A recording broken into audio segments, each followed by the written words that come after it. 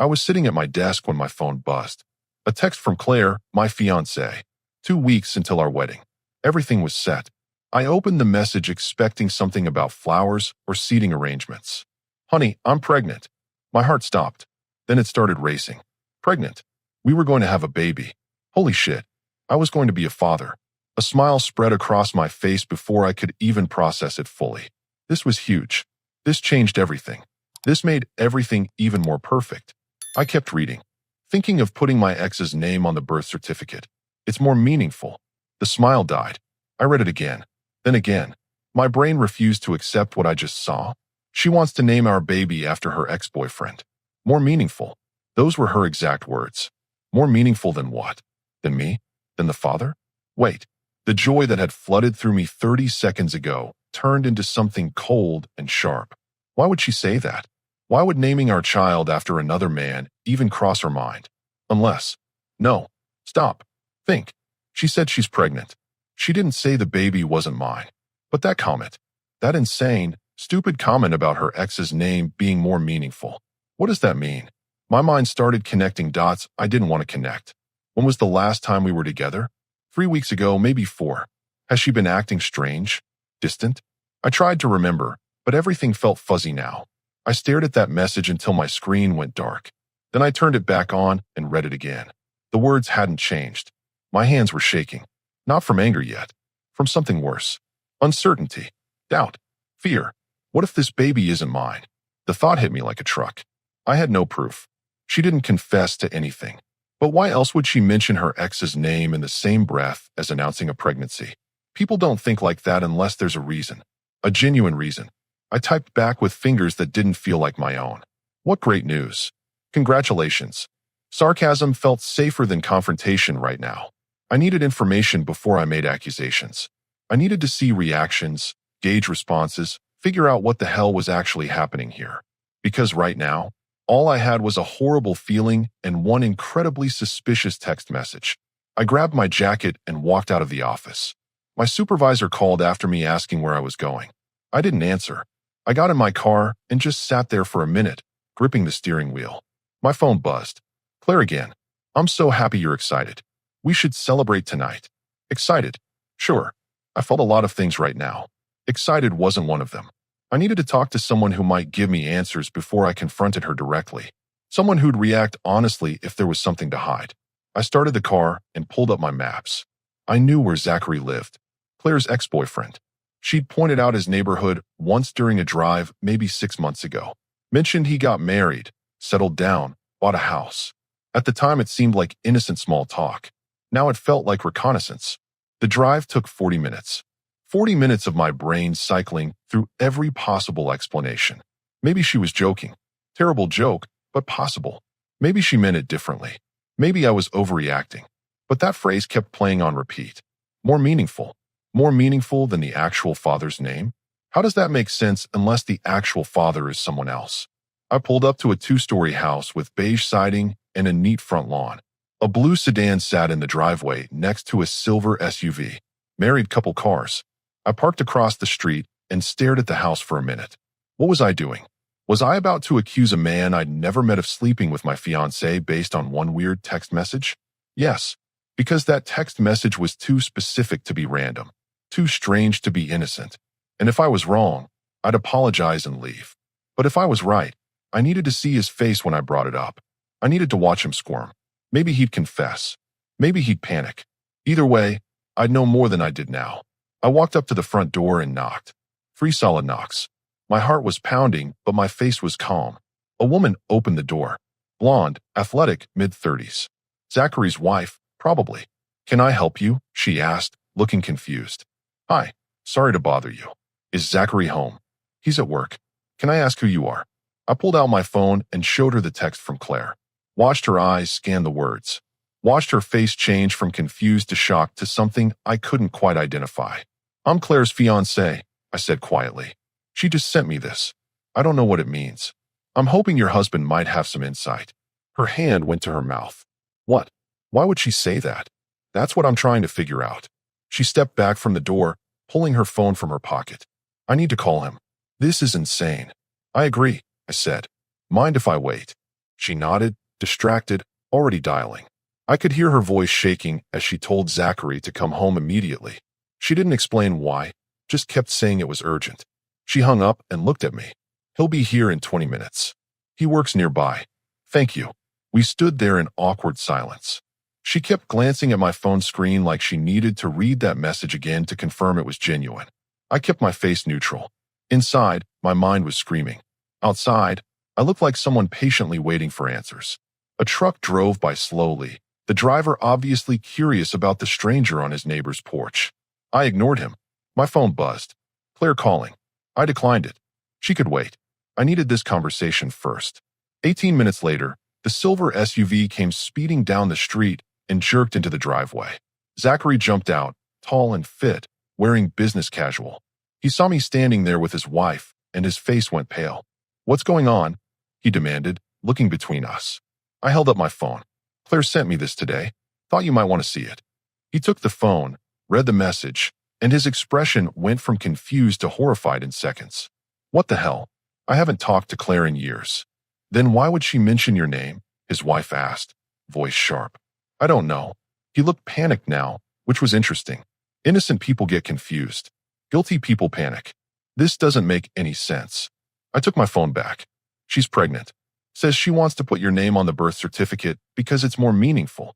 You telling me that means nothing to you? Absolutely nothing. His voice went up an octave. I'm married. I haven't been anywhere near her. His wife's eyes were filling with tears. Then why would she say this? I don't know. Maybe she's lying. Maybe she's trying to start something. I don't know. I watched him carefully. He was defensive, sure. But was it genuine defensiveness or covering guilt? Hard to tell. Either way, I'd accomplished what I came here for. I'd planted doubt. I created chaos. Now I had more ammunition when I finally confronted Claire. All right, I said calmly. Guess I'll go talk to her then. See what she has to say about all this. Zachary grabbed my arm. Wait, what are you going to tell her? The truth. That I came here. That you denied everything. That I want answers. He let go, running his hand through his hair. This is crazy. I didn't do anything. We'll see. I said, and walked back to my car. Behind me, I could hear them starting to argue. His wife's voice rising, his denials getting louder. I got in my car and sat there for a moment. My phone was blowing up with texts from Claire now. Where are you? Why aren't you answering? Call me, please. I didn't respond. Not yet. I started the engine and headed toward her apartment. Time to hear her explanation. Time to watch her face when I told her where I'd just been. Time to find out if my worst suspicion was right, or if I was about to feel like the biggest idiot alive. Either way, this conversation was going to change everything. I drove straight to Claire's apartment. My mind was racing through every possible scenario. Maybe she had a reasonable explanation. Maybe I was overreacting. But that sinking feeling in my gut told me otherwise. People don't mention their ex's name when announcing a pregnancy unless something is very, very wrong. I parked outside her building and sat there for a moment. My phone kept buzzing. More texts from her. I ignored them all. I needed to see her face when I asked about this. Texts could be edited, rehearsed, calculated. But reactions? Those were harder to fake. I walked up to her apartment and knocked. The door flew open immediately. She'd been waiting right there. Oh, thank God, she said, eyes red and puffy. I've been calling you for an hour. Where have you been?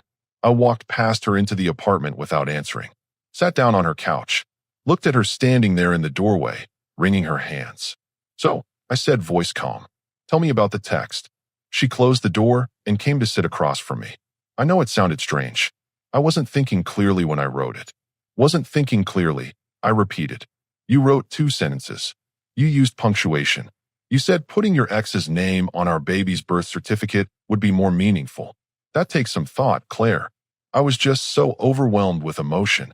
Her voice went up, desperate. Finding out I'm pregnant, it brought up all these feelings about my past, about people who've been important in my life. Important enough to name our child after? She faltered. No, that's not what I meant. Then what did you mean? Use small words so I can understand. I just thought, maybe, as a middle name or something, to honor the good relationships I've had before you.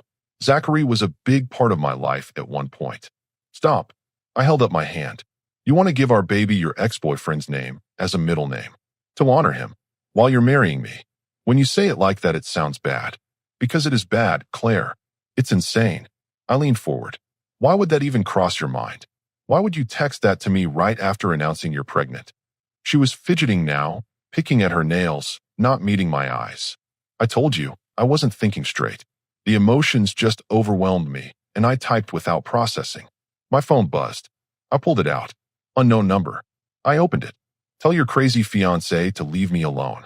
I'm happily married and want nothing to do with her drama. She's lying about everything. I showed her the screen. This just came through. From Zachary, I'm guessing. Her face went white. Why is he texting you? I went to his house.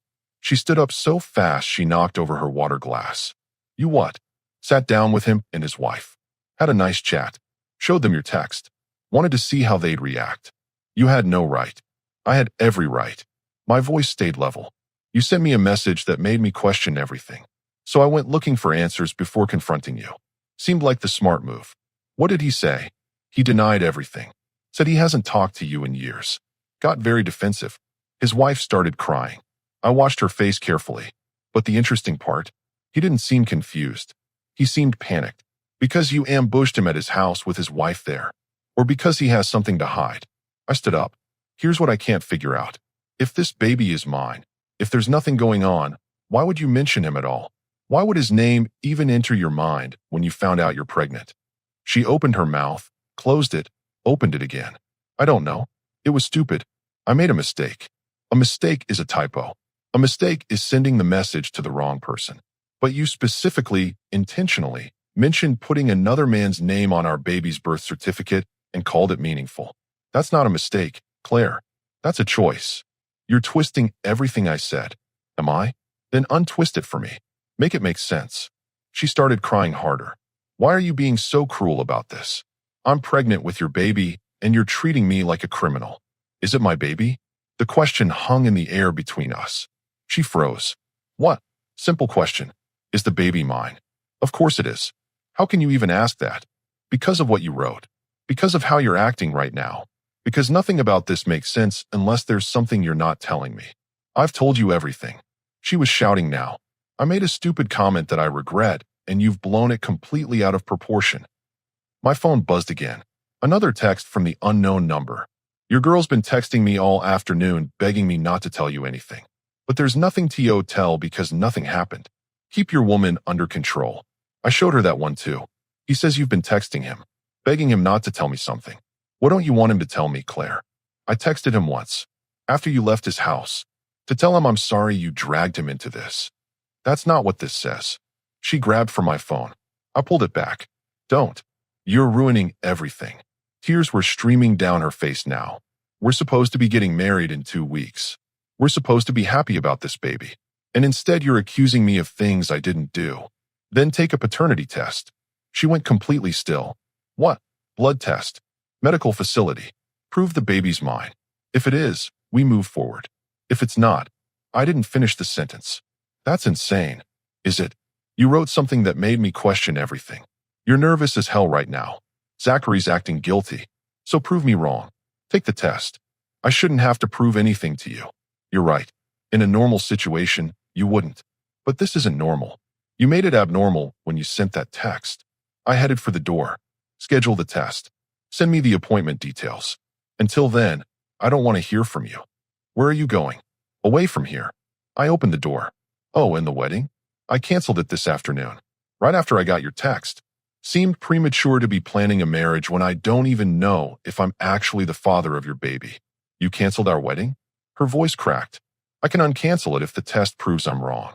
But I doubt it will. You're making a huge mistake. Maybe, but it's my mistake to make. I walked out and closed the door behind me. Could hear her sobbing through it. Didn't turn back. My phone rang immediately. Her number.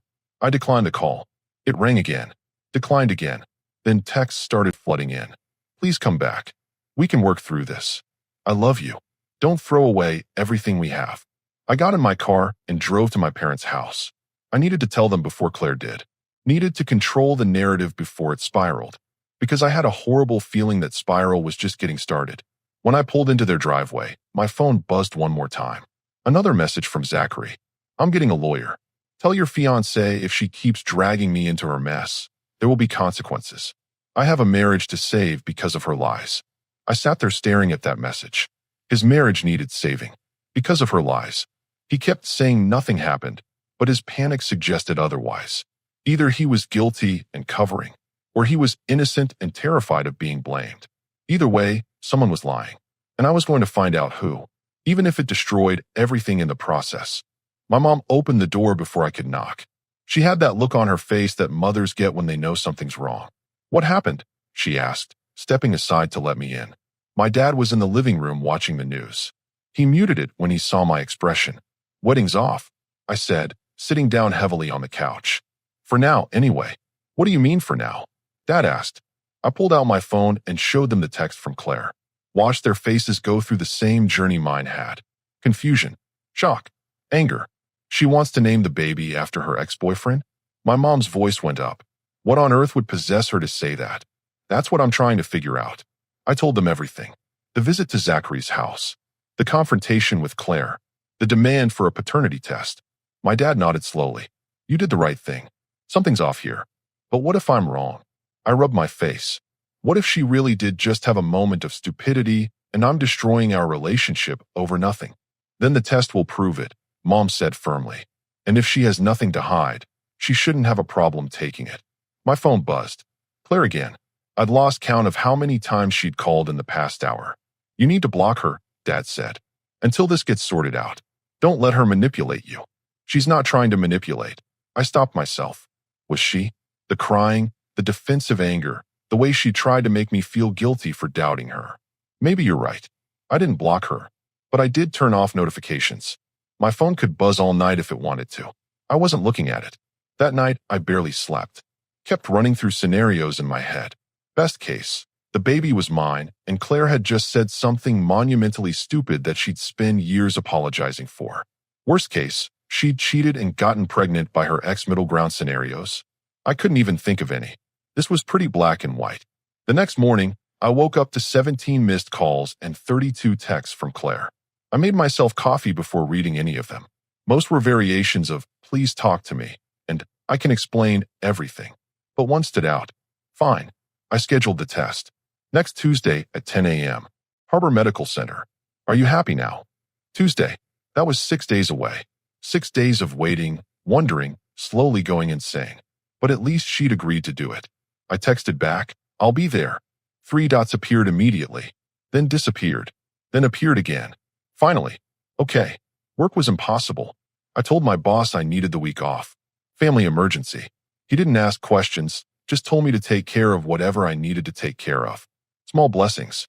Wednesday afternoon, my phone rang. Unknown number again. I almost didn't answer. Hello.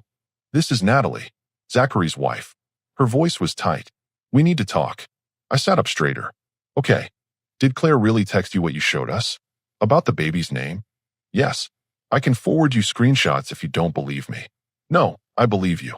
I just needed to hear you say it. She took a shaky breath. Zachary swears nothing happened, but he's been acting strange since you came to our house. Defensive. Angry. He won't let me see his phone anymore. He won't let you see his phone, I repeated. That's new. Very new. Before this week, we had an open phone policy. Now he's got it password protected and takes it everywhere, even to the bathroom. My stomach dropped.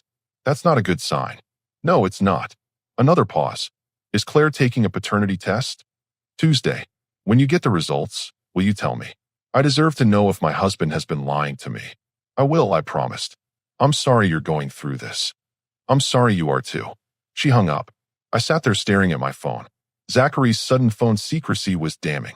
People don't suddenly lock down their devices unless they're hiding something. Either he was deleting messages from Claire, or he was talking to someone about the situation, or he was genuinely guilty and covering his tracks. Thursday, my phone rang again. This time it was Claire's mother. How could you cancel the wedding? She demanded before I could even say hello. Do you have any idea how humiliating this is for our family? With all due respect, your daughter's the one who made this humiliating. She made a mistake. One silly comment, and you're throwing away your entire future. It wasn't silly. It was specific and concerning. You're being paranoid and cruel. That baby is yours. Claire loves you, and you're treating her like a criminal. She can prove the baby's mine on Tuesday. Until then, I'm not discussing this. I hung up before she could respond. Over the next few days, I got calls from Claire's father, her sister, her best friend. All of them telling me I was overreacting. All of them defending her. None of them able to explain why she'd said what she said in the first place. My own friends were split. Half thought I was doing the right thing. Half thought I was paranoid. But they all agreed the text was weird. Friday night, my phone buzzed with a text from Claire. Can we please talk? Face to face? I miss you. I stared at that message for a long time. Part of me wanted to see her. Wanted to believe this was all a misunderstanding. But the smarter part knew better. After the test. Not before. You really don't trust me at all, do you? Should I? No response. Saturday morning, I woke up to a voicemail from Zachary. His voice was tight, angry. I don't know what game Claire's playing, but I'm done being dragged into it. My wife is filing for divorce because of your accusations. We've been married 6 years. 6 years, and it's falling apart because your fiancée can't keep her mouth shut. If that test comes back showing I'm not the father, I'm suing both of you for defamation. I saved the voicemail. Might need it later. Sunday was the longest day of my life. Tomorrow was the test. Tomorrow I'd find out if I was about to be a father or if I'd dodged a bullet. Tomorrow, everything would change, one way or another. Claire texted me one more time that night. I'm scared. I almost didn't respond. But something made me type back. Me too. What if this ruins us? It already did. The test just confirms what's true. I love you. I didn't answer that one because I honestly didn't know how I felt anymore. Love requires trust, and trust was currently in very short supply. Monday night, I couldn't eat dinner. Couldn't focus on anything. My mom tried to distract me with a movie. Dad offered to go to the appointment with me for support. I declined. This was something I needed to do alone. I set 3 alarms for the next morning. Didn't need them. I was awake at 5, staring at the ceiling, counting down the hours until I'd know the truth. At 9:30, I got in my car and drove to Harbor Medical Center. My hands were steady on the wheel, but my heart was hammering in my chest. In 30 minutes, I'd walk into that building not knowing if I was a father. And in a few hours after that, I'd walk out knowing whether the woman I'd planned to marry had betrayed me in the worst possible way. Either way, nothing would ever be the same. I arrived at Harbor Medical Center 15 minutes early, sat in my car watching the entrance. At exactly 9:55, Claire pulled into the parking lot. She looked terrible, dark circles under her eyes, hair pulled back in a messy ponytail, wearing sweatpants and an oversized hoodie. She saw my car and hesitated before walking toward the building. I got out and followed her inside. We didn't speak, didn't make eye contact, just checked in at the front desk separately and sat on opposite sides of the waiting room. The nurse called us back together, led us to a small room with 2 chairs and a counter full of medical supplies. We'll need blood samples from both of you, she explained, completely professional. Results typically take 5 to 7 business days. We'll call with the findings. Can you send them to both of us? I asked. Of course. She looked at Claire. Is that acceptable? Claire nodded, still not looking at me. The blood draw took 10 minutes. Claire went first. I watched the nurse tie the rubber band around her arm, watched the needle go in, watched the vial fill with dark red blood. That blood would tell me everything I needed to know. My turn. I barely felt the needle. Was too focused on Claire's expression. She looked terrified. People who have nothing to hide don't look terrified. All set, the nurse said cheerfully. We'll be in touch soon. We walked out separately. I made it to my car before Claire called out. Wait, please. I stopped but didn't turn around. Can we talk? Just for 5 minutes.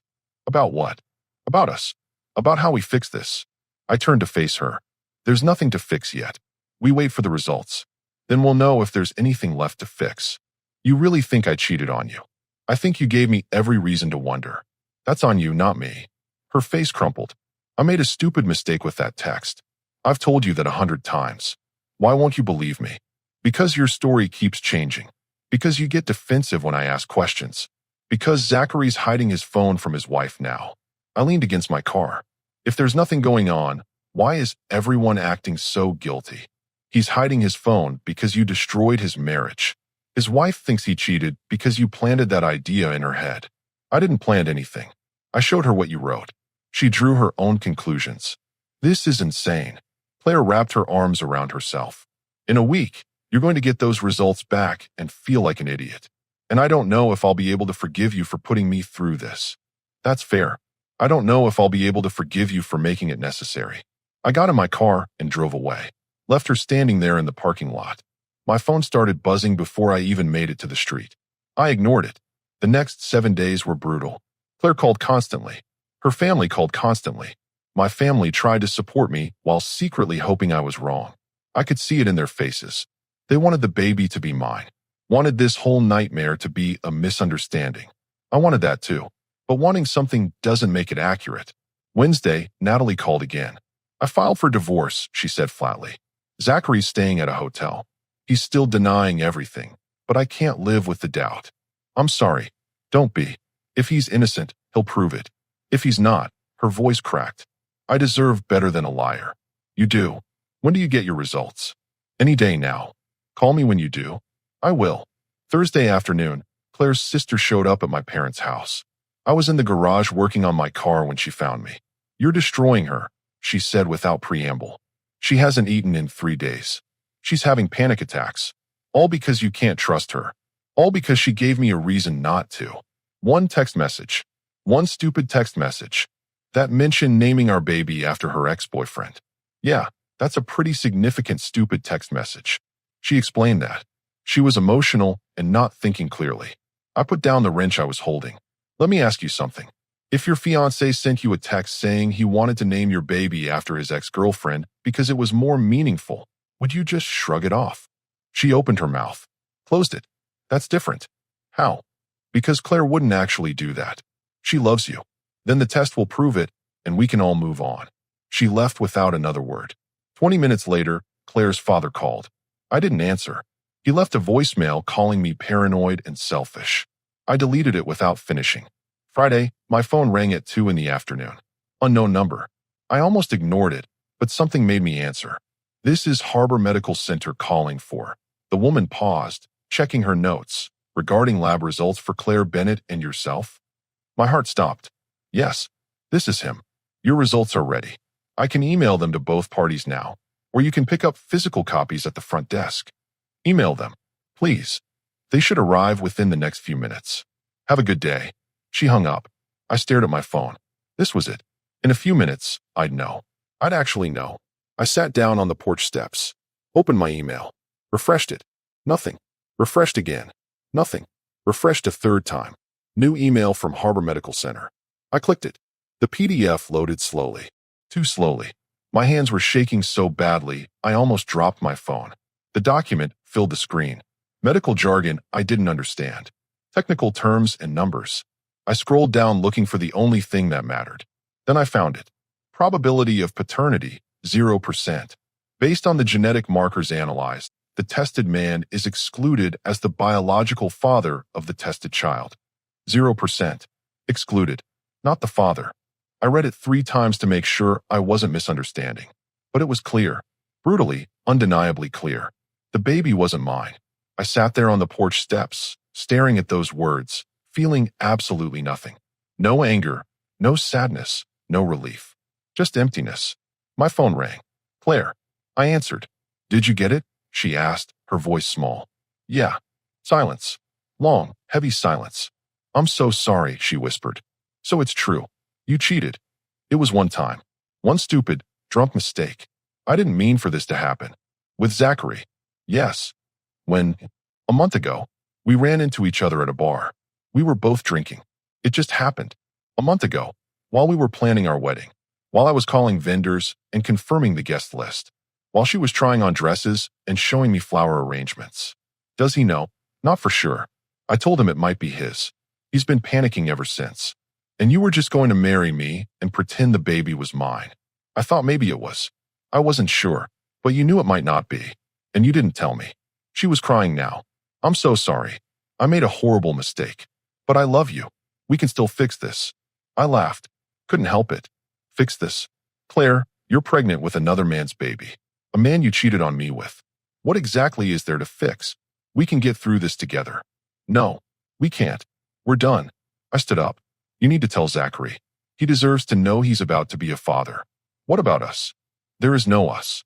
There hasn't been since the moment you slept with him. I just didn't know it yet. Please don't do this. I hung up, blocked her number immediately. Then I forwarded the test results to Natalie with a simple message. You were right to file for divorce. She responded within seconds.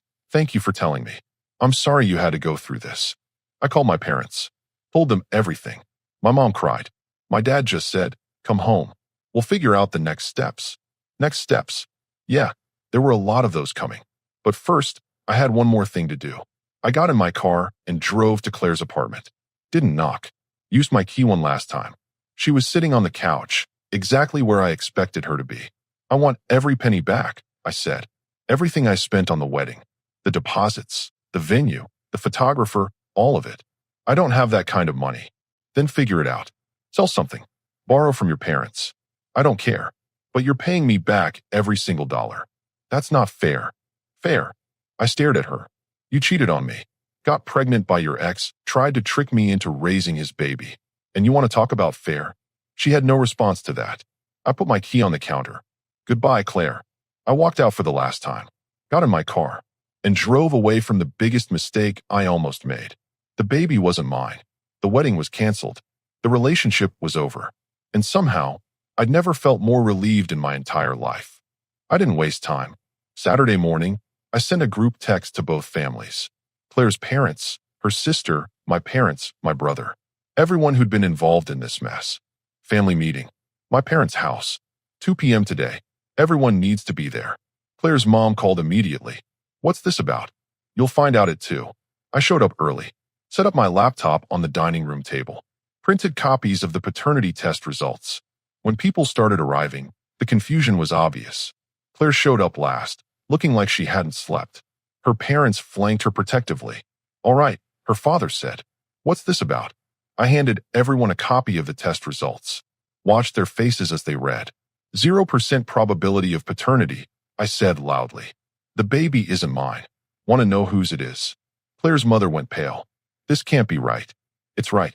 Claire cheated on me with her ex-boyfriend Zachary about a month ago. Got pregnant. Tried to hide it. That text about naming the baby after him? That was her guilt talking. Claire's father turned to her. Is this true? She nodded, tears streaming down her face. You cheated? Her mother's voice broke. While planning your wedding? It was a mistake. A mistake that cost me $15,000 in wedding expenses, I interrupted. Which she's going to pay back. Every penny. We don't have that kind of money, her father protested. Then sell her car. Take out a loan. I don't care. But I'm getting my money back. My mom touched my arm. Honey, maybe we should. No. She made her choice. She deals with the consequences. Claire's sister spoke up. You're being cruel. I'm being fair. She committed fraud. She tried to trap me into raising another man's child. Cruel would be pressing charges. That shut everyone up. Does Zachary know? Claire's father asked quietly. He does now? I forwarded him the results this morning. His wife already filed for divorce. Claire sobbed louder. Her mother hugged her, but even she looked disgusted. I think we should go, Claire's father said stiffly. This was humiliating enough. Good. You should feel humiliated. Your daughter destroyed 2 relationships and created a child that neither parent wanted because she couldn't keep her commitment. They left quickly. My family stayed behind. You okay? Dad asked. Better than okay. I dodged a bullet. I sat down heavily. Can you imagine if I'd married her? Found out later. Mom squeezed my shoulder. You did the right thing. All of it. My phone buzzed. Text from Natalie. Zachary's freaking out. Lawyer says he'll have to pay child support. His whole life is falling apart. Thank you for finding out the truth. I replied. We both deserved better. Within hours, word spread through our social circle. Friends started taking sides. Most sided with me. Claire's friends tried defending her at first, but the facts were too damning. She'd cheated. She'd lied. She'd tried to commit paternity fraud. By Monday, she'd deactivated all her social media. Couldn't handle the backlash. Tuesday, I received a check from her parents for $8,000. A note attached. It's all we can manage right now. The rest will come in payments. I deposited it. Sent them a payment plan agreement. All business. No emotion. Wednesday, I scheduled an appointment for STD testing. Last thing I needed was a parting gift from Claire's betrayal. The test came back clean. Small mercy. A month later, I heard through mutual friends that Claire and Zachary were trying to work something out for the baby. Neither wanted a relationship with the other, but both were stuck with an 18-year connection. His ex-wife took him for everything in the divorce. House, savings, dignity. Claire's family stopped speaking to her for a while. Too embarrassed. Me? I started going to the gym more. Reconnected with old friends. Focused on work.